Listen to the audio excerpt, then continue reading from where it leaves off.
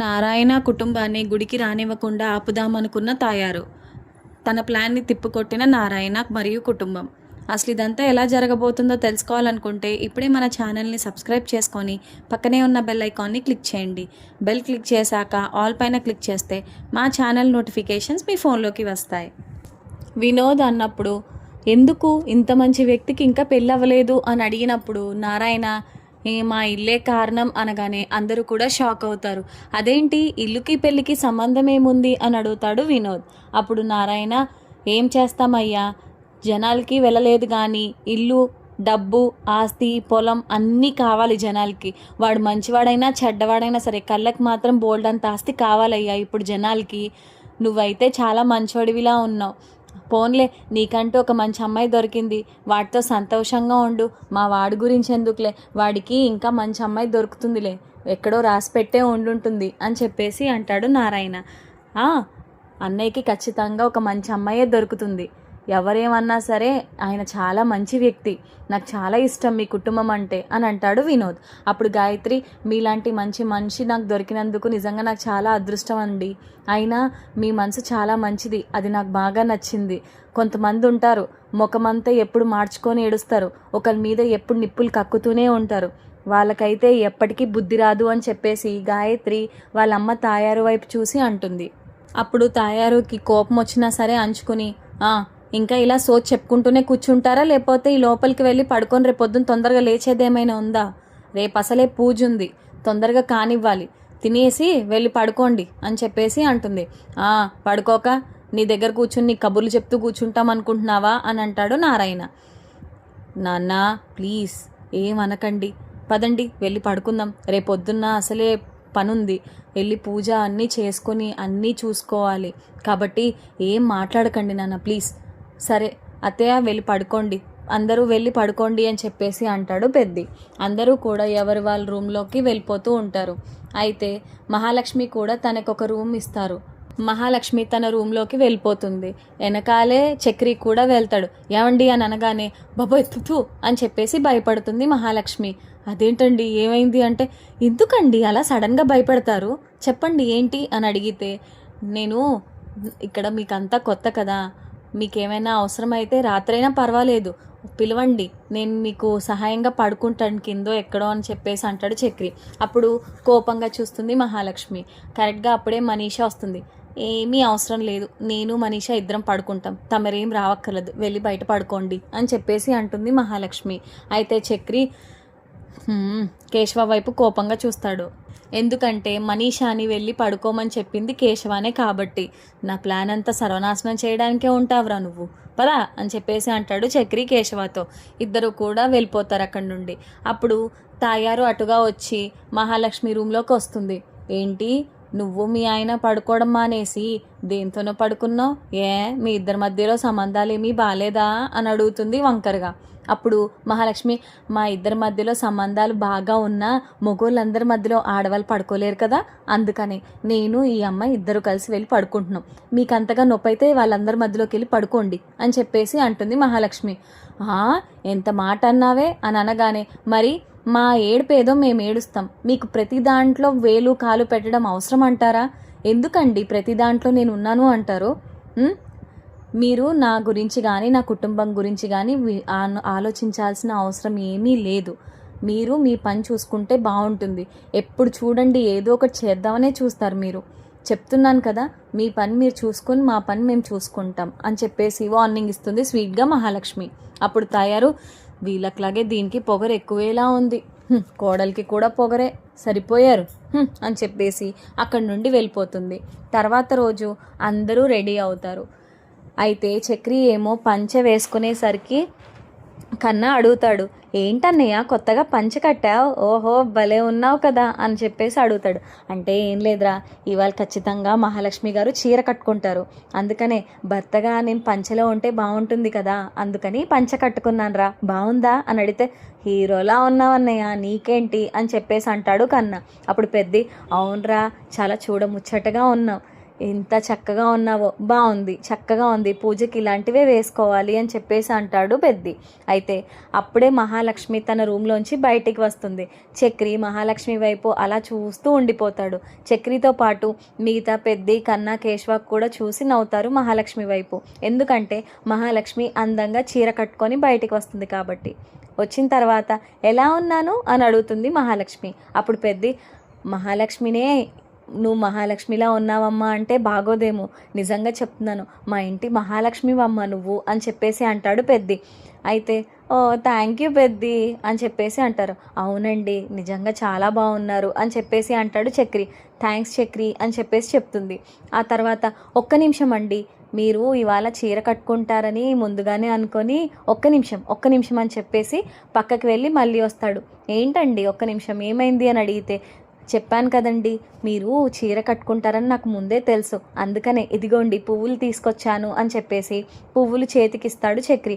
Oh thank you Chakri అని చెప్పేసి మహాలక్ష్మి పువ్వులు పెట్టుకుంటుంది. అప్పుడు కన్నా, కేశవ ఇద్దరు కూడా ముఖం చూసుకుని సైకిల్ చేసుకుంటాడు. అప్పుడు కన్నా ఇలా, చూసావా వీడి యాషాలు అని చెప్పేసి అన్నట్టు చేస్తాడు సైకిల్. అప్పుడు కేశవ మామూలుగా కాదు అన్నట్టు కేశవ ఏమో సైకిల్ చేస్తూ ఉంటాడు. అయితే అప్పుడు కన్నా చక్రిని అన్నయ్య అన్నయ్య అని పిలుస్తాడు. ఏంట్రా అని అడిగితే అప్పుడు కొంచెం పక్కకు జరుగు అని చెప్పేసి అంటాడు. అంటే మహాలక్ష్మికి అలాగే చక్రికి ఇద్దరికి ఫోటో తీద్దామని చెప్పేసి కన్నా ప్రయత్నం. అప్పుడు చక్రి ఓకేనా అని అడుగుతాడు. పర్ఫెక్ట్ అన్నయ్య అని చెప్పేసి అంటాడు కన్నా. ఈలోపు గాయత్రి అలాగే వినోద్ ఇద్దరు కూడా వస్తారు. అయిపోయిందా బావా, అందరు రెడీ అయిపోయారా, వెళ్దామా గుడికి అని అడుగుతుంది గాయత్రి. అప్పుడు కన్నా, ఏంటి ఇద్దరు మ్యాచింగ్ వదినా అని అడుగుతాడు. మ్యాచింగ్ అని చెప్పేసి అంటుంది గాయత్రి. కరెక్ట్గా అప్పుడే తాయారు సంచులు పట్టుకొని గాయత్రి వాళ్ళ దగ్గరికి వచ్చి అమ్మ గాయత్రి అని చెప్పేసి పిలుస్తూ ఉంటుంది. అప్పుడు గాయత్రి, అమ్మ మనం బయలుదేరుతున్నాం, బావ వాళ్ళు కూడా వస్తారంట, అందరం కలిసి వెళ్తే బాగుంటుంది కదా అంటున్నానమ్మా అంటే అప్పుడు తాయారు, ఎందుకు వాళ్ళకి ఇప్పుడు అప్పుడే కాదు, మనకిప్పుడు చాలా పనులు ఉన్నాయి, ముందు మనం వెళ్దాం, వాళ్ళ తర్వాత వస్తారులే పద అని చెప్పేసి అంటుంది. అయితే అదేంటమ్మా అని అడిగితే అప్పుడు పెద్ది, పర్లేదు గాయత్రి మీరు వెళ్ళండి, మీరు వెళ్ళాక కాసేపటికి మేము వస్తాంలే, అమ్మ ఏదో పనులు ఉన్నాయని అంటుంది కదా, వెళ్ళి ఆ పనులు చూసుకుందరు కానీ మాకేం పర్వాలేదు, వెళ్ళి పూజ చేయించుకొని రావడమే కాబట్టి మీరు వెళ్ళరండి అని చెప్పేసి అంటాడు పెద్ది. అయితే గాయత్రి, వినోద్ అలాగే తాయారు ముగ్గురు కూడా ముందే వెళ్ళిపోతారు. వాళ్ళు వెళ్ళిపోయిన తర్వాత మనీషా లోపల నుంచి వస్తుంది. అప్పుడు కన్నా, ఏ మనీషా డ్రెస్ సూపర్గా ఉంది అని చెప్పేసి అంటే ఏంటి అని అడుగుతుంది. అదే డ్రెస్ బహుతచ్చా అంటాడు కన్నా. ఓ శుక్రియా అని చెప్పేసి అంటుంది మనీషా. అప్పుడు చక్రి అంటాడు, సరే అందరూ వచ్చేసారు కదా ఇంకా గుడికి వెళ్ళిపోదామా అని చెప్పేసి అడుగుతాడు. సరే వెళ్దాం అంటుంది మహాలక్ష్మి. అప్పుడు పెద్ది అంటాడు, రే ఆల్రెడీ నాన్న బయటే ఉన్నాడురా, అందరం కలిసి వెళ్ళిపోదాం పదండి, అన్నీ తీసుకున్నట్టే కదా అంటాడు పెద్ది. అన్నీ తీసుకున్నామన్నయ్య పదండి అని చెప్పేసి అంటాడు కేశవ. అందరూ కలిసి గుడికి వెళ్ళిన తర్వాత అక్కడే సతీష్ ఉంటాడు. అందరూ కూడా దిగిన తర్వాత అబ్బా గుడి భలే ఉంది కదా, పచ్చటి పొలాల్లో చాలా బాగుంది అని చెప్పేసి అనుకుంటూ ఉంటారు. అప్పుడు సతీష్, ఇదిగోరా మీరు రావాలనుకున్న గుడి ఇదే, ఇదిగో చక్రి ఇదే గుడి, ఈవిడే గ్రామదేవత రుద్రాంబిక అమ్మ, చూడు చాలా అద్భుతంగా ఉంటుంది గుడి, ప్రశాంతంగా కూడా ఉంటుంది అని చెప్పేసి సతీష్ అంతా వివరిస్తూ ఉంటాడు చక్రి వాళ్ళ కుటుంబానికి. రండి ముందు గోపురానికి దండం పెట్టుకొని తర్వాత లోపలికి వెళ్దాం పదండి అని చెప్పేసి అంటాడు సతీష్. అందరూ కూడా గోపురానికి నమస్కారం చేసుకొని లోపలికి బయలుదేరి నవ్వుతూ వస్తూ ఉంటారు. అయితే వీళ్ళు ఇంత సంతోషంగా ఉండడం నాకేమాత్రం నచ్చలేదు, వీళ్ళు ఇంత సంతోషంగా ఉండకూడదు అని లోపల కుళ్ళుకుంటూ తాయారు లోపలికి వెళ్ళి పెద్ద మనుషులతో మాట్లాడుతుంది. గుడికి సంబంధించిన పెద్ద మనుషుల దగ్గరికి వెళ్ళి, ఏమండి ఇది అసలు ఏదీ బాగాలేదు, అసలు ఏం జరుగుతుందో మీకైనా తెలుస్తుందా అని అడుగుతుంది. ఏంటమ్మా ఏమైంది అంటే, గుడికి కొన్ని ఏళ్ళ తరబడి విరాళాలు ఇస్తున్నాం, వాళ్ళే కాకుండా అసలు గుడి గురించే తెలియని వ్యక్తులు అసలు గుళ్ళోకి రావచ్చా అని చెప్పేసి అడుగుతుంది తాయారు. అప్పుడు అలా ఎలా వస్తారమ్మా, రాకూడదు అని చెప్పేసి అంటారు పెద్ద మనుషులు. అప్పుడు తాయారు, మరి వాళ్ళని చూడండి, వాళ్ళు అసలు ఇదే మొదటిసారి రావడం, అసలు ఒక గుడి ఉందని కూడా వీళ్ళకి తెలియదు తెలుసా మీకు, అలాంటి వాళ్ళు ఎలా లోపలికి రాగలుగుతారు అని చెప్పేసి అడుగుతుంది తాయారు. అయితే అందరూ కూడా లోపలికి వస్తూ ఉంటే పెద్ద మనుషులు ఆపేస్తారు. మీరు ఈ గుళ్ళోకి రాకూడదు అని చెప్పేసి. అయితే అదేంటి, అలా ఎలా రాకూడదండి, అలాంటి రూల్స్ ఏమి ఉండవు కదా గుళ్ళకి అని చెప్పేసి అడుగుతాడు కేశవ. అయితే పెద్ది, అవును అలాంటివేమి ఉండవు కదండి, ఎందుకు మమ్మల్ని రానివ్వట్లేదు అని అడుగుతాడు పెద్ది. అప్పుడు గుడి పూజారి, మీరు రుద్రాంబికకి పూజ చేసుకునే అర్హత లేదు మీకు, మీరు ఇప్పటికొచ్చి ఎప్పుడూ కూడా ఈ గుడికి రాలేదు, అలాంటిది ఇప్పటికిప్పుడు మీరు పూజలు అవన్నీ చేసేస్తామంటే మేము ఎలా ఒప్పుకుంటాము అని అంటాడు పూజారి. అవన్నీ విన్న నారాయణకి ఒళ్ళు మండిపోతుంది. అసలు ఎవరు మీరంతా, ఒక గుళ్ళోకి రానివ్వకుండా మీరంతా ఎలా అడ్డుకుంటారు? సరే, కొన్ని సంవత్సరాల వరకు విరాళాలు ఇవ్వలేదు, ఇప్పటి నుంచి ఈ గుడి గురించి మాకు తెలుస్తుంది కాబట్టి ఇప్పుడు విరాళాలు ఇస్తే ఏం పోయిందంట? అయినా ఇలా ఎక్కడైనా ఉంటుందా? ఏ గుడికైనా సరే ఏ భక్తుడైనా రావచ్చు, అంతే తప్ప విరాళాలు ఇచ్చేవాళ్ళే రావచ్చని ఎక్కడ రాసుంది? అసలు ఎవరు చెప్పారయ్యా ఇదంతా మీకు అని అడిగితే, ఇదిగోండి ఈవిడే అని చెప్పేసి అంటాడు పెద్ద మనిషి. అవునా, ఆవిడికే ఎవరో చెప్తే తెలిసిందంట, అలాంటిది ఆవిడ ఈ మధ్యనే వచ్చింది. ఏం మనిషివమ్మా నువ్వు, ప్రతిదానికి మధ్యలో దూరుతూ ఉంటావు, అసలు ప్రతిదానికి మా ఫ్యామిలీలో ఏదో ఒకటి గొడవ పెట్టలేదని నీకు కడుపు చల్లరదే అని చెప్పేసి అంటాడు నారాయణ. తాయారు ఏమో అక్కడ అలాగా నిశ్శబ్దంగా ఉండిపోతుంది. అప్పుడు గాయత్రి, తీరిందా నీకు, ప్రతిదానికి ఉన్నానంటావు, ప్రతి దాంట్లో దూరుతావు, ఎందుకమ్మా నీకు ఇవన్నీ? చెప్పు, చక్కగా వచ్చారు, పూజ చేసుకుంటారు, అలాగే అమ్మకు దండం పెట్టుకొని వెళ్ళిపోయే మనుషులతో ఎందుకు ఇవన్నీ నీకు అవసరమా? ఎందుకని వాళ్ళని అలా ఊరికూరికి ఏదో ఒకటి అంటూనే ఉంటావు, చెప్పు అని చెప్పేసి అడుగుతుంది గాయత్రి. అప్పుడు తయారు, నువ్వు ఒక్కదానివి తయారయ్యావు, నువ్వు ఒక్కదానివి నన్ను మాట్లాడలేదు, నువ్వు కూడా అనేవే, ఇంకా పని పాట లేకపోతే సరే, వీళ్ళ నుంచి ఎంత దూరంగా ఉందాం అనుకుంటున్నానో వాళ్ళంత దగ్గర అవుతున్నారు, నాకు చాలా చిరాకు వచ్చేస్తుంది వీళ్ళని చూస్తుంటే అని చెప్పేసి అనుకుంటూ ఉంటుంది తాయారు. పంతులు లోపలికి పిలిచిన తర్వాత గుడి చుట్టూ వీళ్ళంతా ప్రదక్షిణాలు చేసి చాలా సంతోషంగా ఉంటారు. లోపలికి వెళ్ళి రుద్రాంబిక అమ్మవారికి దండం పెట్టుకొని మంచిగా కోరికలన్నీ కోరుకొని బయటికి వస్తారు. ఒరే, దర్శనం మాత్రం చాలా అద్భుతంగా జరిగిందిరా, చాలా సంవత్సరాలు అయిపోయింది ఈ గుడికి వచ్చి, ఇప్పుడు అమ్మ కనికరం లభించింది నాకు, ఎంత ప్రశాంతంగా ఉందో మనసుకి అంటాడు నారాయణ. అప్పుడు పెద్ది, అవును నాన్న, చాలా బాగుంది గుడి, చాలా ప్రశాంతంగా ఉంది, వచ్చినప్పటి నుంచి నాకు చాలా బాగా అనిపిస్తుంది నాన్న. ఫోన్లే, ఇప్పటికైనా ఈ గుడి గురించి తెలిసింది, మనం ఇక్కడికి రావడానికి బాగా వీలవుతుంది. పైగా ఈ చక్రి అలాగే మహాలక్ష్మికి ఇద్దరికి పెళ్ళైన తర్వాత ఇదే కదా గుడికి రావడం. మేమైతే చిన్నప్పటి నుంచి ఈ ఊరంటూ ఉందని, ఈ గుడి అంటూ ఉందని ఏనాడూ తెలీదు, కానీ ఇప్పుడు చక్కగా తెలిసింది, ఎప్పుడంటే అప్పుడు రావచ్చు ఈ గుడికి అని చెప్పేసి అంటాడు పెద్ది. ఈవిడ చాలా పవర్ఫుల్, ఈవిడ ఎంత మంచిదంటే అంత మంచి పనులన్నీ చేసే వాళ్ళకి చాలా మంచి చేస్తుంది అమ్మవారు అంటాడు సతీష్. అవును, తెలుస్తుంది, చూస్తుంటేనే అర్థమవుతుంది అమ్మవారు చాలా పవర్ఫుల్ అని చెప్పేసి అంటాడు పెద్ది. అయితే ఇక్కడ ఒక ఆచారం ఏదో ఉందంట కదా, అదేంటి అని అడుగుతాడు చక్రి. అదా, ఇంటి కోడలు కానీ ఇంట్లో వ్యక్తులు ఎవరైనా సరే తన కుండం పట్టుకొని ఊరంతా తిరిగి మొత్తం అంతా తిరిగిన తర్వాత మళ్ళీ గుడి దగ్గరకు వచ్చి అమ్మవారికి హారతి ఇవ్వాలి, అది ఒక ఆచారం, అయినా అవి తర్వాత చూసుకోవచ్చులేండి అని చెప్పేసి అనగానే ఈలోపు తాయారు వస్తుంది. వెనకాలే గాయత్రి అలాగే వినోద్ ఇద్దరు కూడా వస్తారు. ఏం పూజారి, వీళ్ళతో కబుర్లు చెప్తున్నావు, పనులు చేయవా అని చెప్పేసి అడుగుతుంది తాయారు. అప్పుడు ఏంట్రా ఇది, ఎందుకు ఈవిడ ఇంత కోపంగా ఉంది, వీళ్ళకి మధ్యలో బోల్డ్ ఉండొచ్చు, ఎందుకని ఈవిడ నన్ను అంటుంది ఏదో ఒకటి అని చెప్పేసి అంటాడు పూజారి సతీష్తో. అప్పుడు సతీష్, వీళ్ళకి పడదు కదా, ఆవిడ ముందే ముఖం అలా పెట్టుకొని ఉంటుంది, కాబట్టి మీరేం పట్టించుకోకండి అని చెప్పేసి అంటాడు పంతులు గారితో. అప్పుడు పంతులు, అయినా ఈవిడ డబ్బులు ఇస్తుంది, వీళ్ళేమో డబ్బులు ఇవ్వట్లేదు కదా, అది కూడా పొగరే అనుకుంటా ఈవిడికి, మళ్ళీ ఏమనుకుంటారో ఏంటో వీళ్ళు ఆ మాట గురించి అంటే అని చెప్పేసి అంటే. అప్పుడు చక్రి, ఏమైంది ఏమంటున్నారు సతీష్ పూజారి గారు అని అడిగితే, ఏం లేదన్నా, ఇగో ఇక్కడ డబ్బులు ఈవిడైతే ఇస్తుంది కానీ మీరు పెద్ద ఇవ్వట్లేదు కదా, పైగా ఈ సంవత్సరమే మీకు తెలుసు ఈ గుడి అనేది ఉందని, కాబట్టి ఏం పర్వాలేదులే వీళ్ళు ఇస్తూనే ఉంటారు, ఏం పర్వాలేదులే అని చెప్పేసి చెప్తున్నాను నేను పంతులు గారితో. అంటే, అయ్యో పంతులు గారు, మేము ఎప్పుడు వచ్చినా సరే గుడికి విరాళాలు ఇస్తూనే ఉంటామండి, మా తోచినంత ఇస్తూ ఉంటాం, మీరేమీ ఆలోచించకండి, మాకు ఇప్పటిదాకా తెలీదు కాబట్టి మేము ఇన్నాళ్ళు ఈ గుడికి ఏమీ చేయలేకపోయాం, ఇప్పటి నుంచి అయినా ఈ గుడి గురించి తెలిసింది కదా, అమ్మవారి దయ వల్ల ప్రతి సంవత్సరం ఏదో ఒకటి మేము ఇస్తూ ఉంటామండి అని చెప్పేసి అంటాడు పెద్ది. మీరెంత మంచి మనుషులయ్యా, ఎంత మంచి వ్యక్తి మీరు అసలు అని చెప్పేసి అంటాడు పంతులు గారు.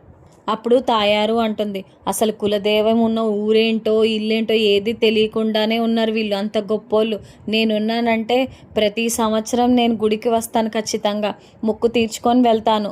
ఆ మాత్రం తెలియదు వీళ్ళకి, అసలు కులదైవం అంటేనే గుర్తులేదు.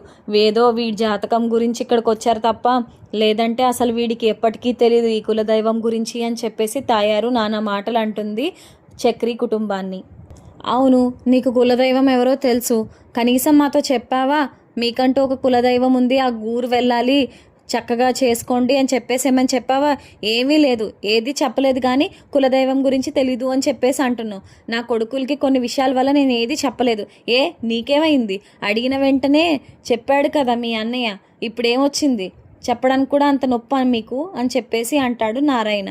అయితే పెద్ది, నాన్న గుడి దగ్గర గొడవలు ఎందుకు, ప్లీజ్ నాన్న ఏం మాట్లాడకండి, బాగోదు, మొదటిసారి వచ్చాము, ఇలాంటి గొడవలు ఏమీ పడకండి, ప్రశాంతంగా అమ్మవారికి దండం పెట్టుకున్నాం, ఇంకేం కావాలి చెప్పండి అని అంటాడు పెద్ది. అలా కాదురా, ఎప్పుడు చూడు ఏదో ఒకటి అంటుంది మీ అత్త, ఆ మాత్రం తెలియదా? మనకు తెలిస్తే మనం మనం విరాళాలు ఇవ్వమా? ఎన్ని మాటలు అంటుందో చూడు మీ అత్త, ముఖం చూస్తుంటేనే ఒళ్ళు మండిపోతుంది అంటాడు నారాయణ. అప్పుడు సతీష్ అంటాడు, అబ్బా ప్లీజ్ అన్న, మీరెవరూ బాధపడకండి, ప్రతి సంవత్సరం నేనే చక్రి అన్నకి ఫోన్ చేసి గుర్తు చేస్తాను.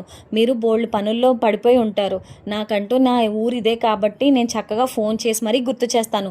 ప్రతి సంవత్సరం మీరు ఈ ఊరు కొద్దురు కానీ మీరెందుకు ఇలా గొడవలు పడ్డం?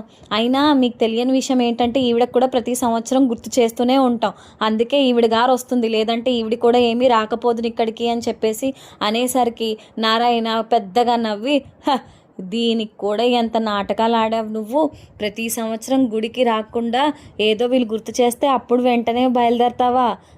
మళ్ళీ తమరు మాకు చెప్పడం, ముందు మీ పని చూసుకోమ్మా అని చెప్పేసి అంటాడు నారాయణ.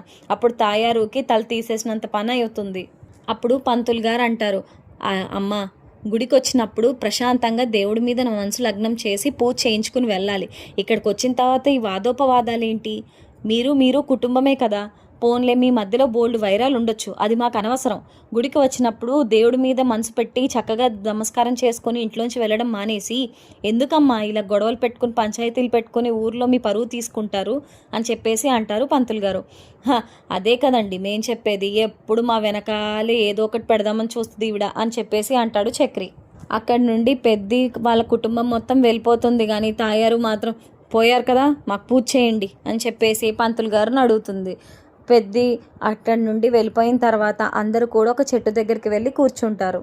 చక్రితో సతీష్ అంటాడు, మీకు ఏమైనా చూడాలనిపిస్తాగో ఆ పంట చేనులు అన్నీ మనవే, అన్నీ మావే, మొత్తం అంతా చూసుకోండి, చాలా బాగుంటుంది ఇక్కడంతా, ప్రకృతి అంతా అదంతా మనదే అని చెప్పేసి అంటే అప్పుడు చక్రి, అవునా చాలా బాగుంది, అబ్బా భలే ఉంది అని చెప్పేసి అంటూ ఉంటాడు చక్రి. అందరూ అలా మాట్లాడుకుంటూ ఉంటారు ఊరు గురించి. అయితే మరోవైపు పెద్ది తల మీద ఏదో పడేసరికి మనీషా వెళ్ళి ఆ తల మీద తుడుస్తూ ఉండేసరికి దూరం నుంచి గాయత్రి చూస్తూ ఉంటుంది, కానీ గాయత్రి ముఖంలో నవ్వేమీ ఉండదు, కాస్తో కూస్తో బాధ ఉంటుంది.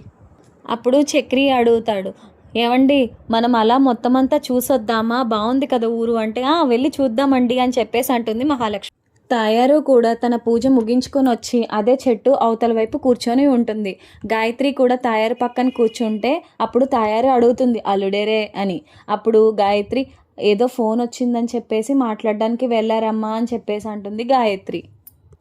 అప్పుడు సతీష్ అంటాడు, అసలు మీరు ఇవాళ చేసిన పూజ చాలా బాగుంది, ఇంకొక పూజ కూడా ఉంది, నిజంగా ఇవాళ మీరు చేసిన పూజకి మీ ముఖాల్లో కలకి నాకు అనిపిస్తుంది అమ్మవారే మీ ఇంటికి వస్తుంది అని చెప్పేసి అని అంటున్నాడు సతీష్.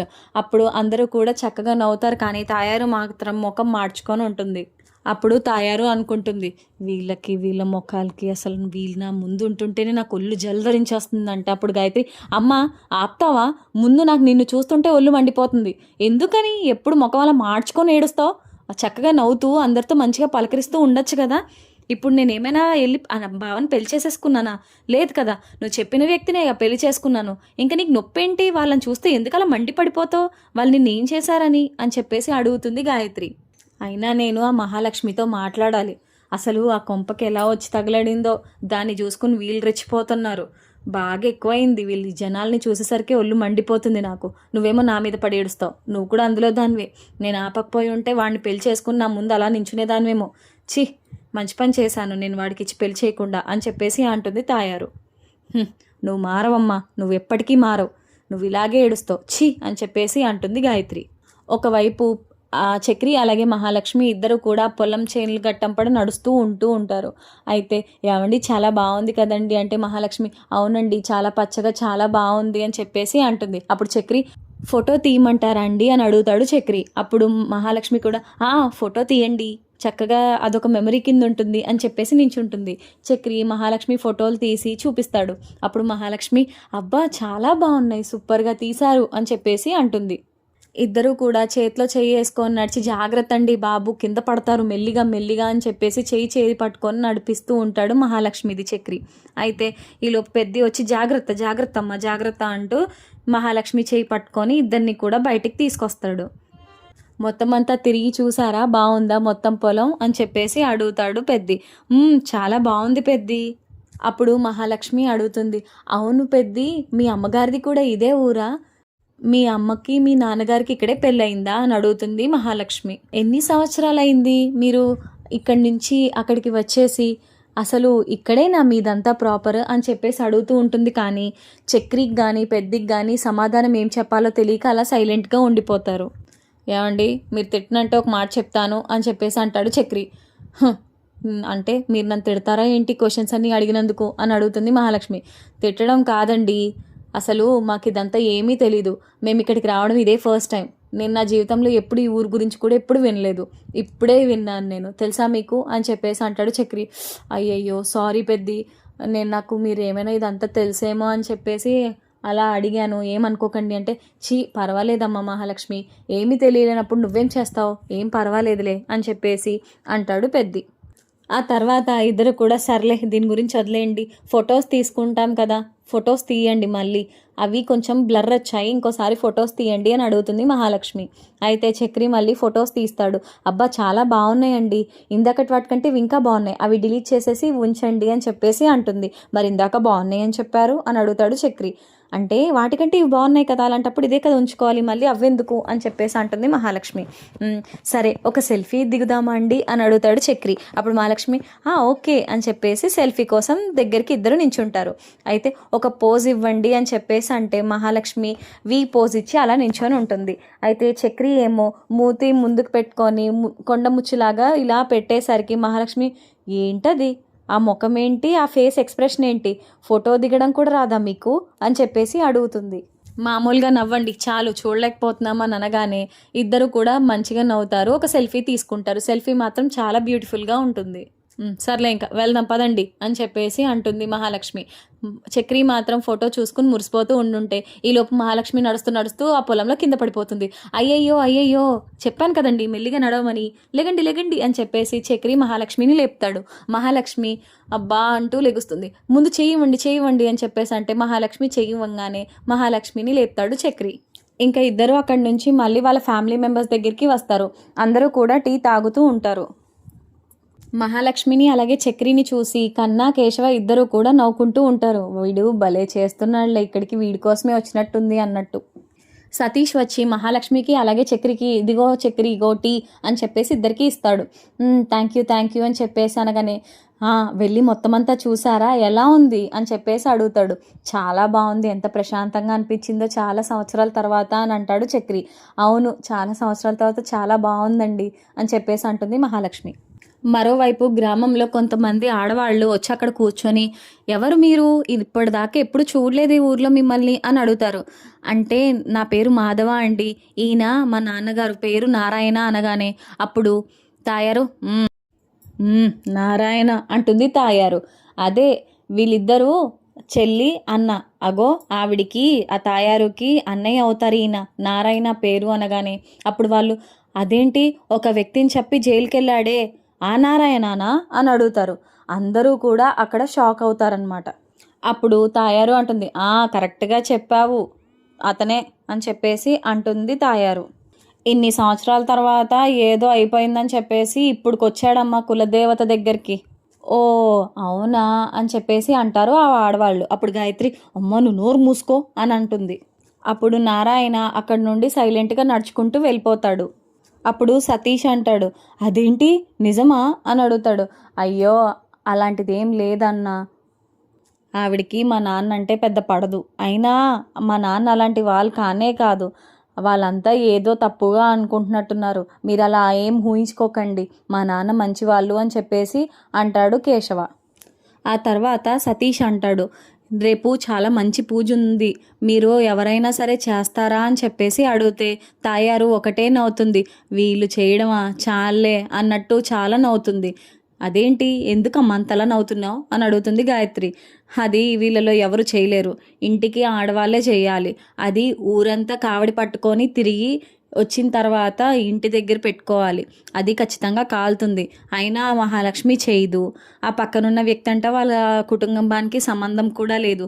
ఇంకెవరు చేస్తారే, ఇంట్లో ఆడదిక్కులేని కుటుంబం అది అని చెప్పేసి అంటుంది తాయారు. అది చూసిన తర్వాత మహాలక్ష్మికి విపరీతమైన కోపం వస్తుంది. ఎందుకు ఈవిడ ప్రతి దానికి మధ్యలోకి వస్తుంది, అన్నీ కావాలి ఈవిడికి అనుకొని మనసులో అనుకుంటూ ఉంటుంది మహాలక్ష్మి. అప్పుడు తాయారు అంటుంది అయినా ఈ అమ్మాయి ఏమీ చేయలేదు అదంతా, అయినా ఈ అమ్మాయికి ఏం అవసరం అదంతా చేయడానికి అని అంటుంది తాయారు. మహాలక్ష్మికి మాటలు విని కోపం వస్తుంది. మరి మహాలక్ష్మి కావడి మోస్తుందా, వాళ్ళ ఇంటి పరువు నిలబెడుతుందా? ముందుగానే తెలుసుకోవాలంటే మన ఛానల్ని సబ్స్క్రైబ్ చేసుకొని పక్కనే ఉన్న బెల్ ఐకాన్ని క్లిక్ చేయండి.